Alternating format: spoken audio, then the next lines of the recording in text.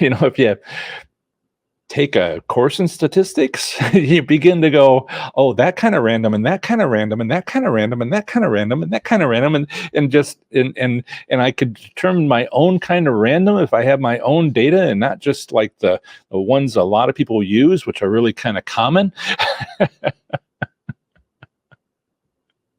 Seriously, seriously, all kinds of different random out there, and a lot of people, it's like is or is not. They're black and white about it, and I'm like, you know,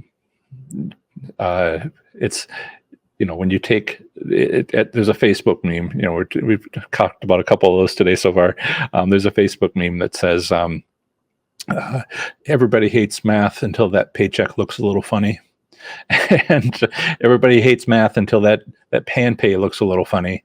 Well, don't you regret your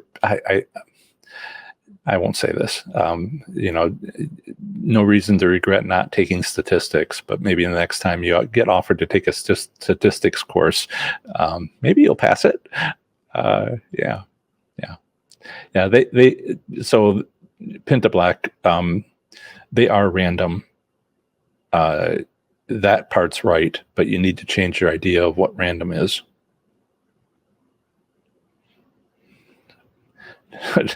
Does that sound like a professor or what?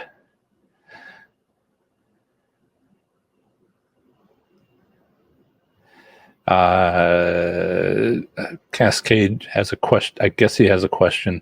Does the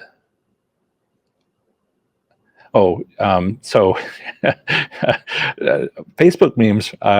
Did you hear that the inventor of autocorrect passed away? Maybe restaurant. So I think you meant RNG instead of ring. Does the RNG determine outcome when pressing credit button or when you press spin? Thanks. When you make the bet. And I think that means that when you press the spin button, the credit button is just, I think that means that you chose which credit you wanted to bet, but you didn't actually make the bet. And so it would be bet.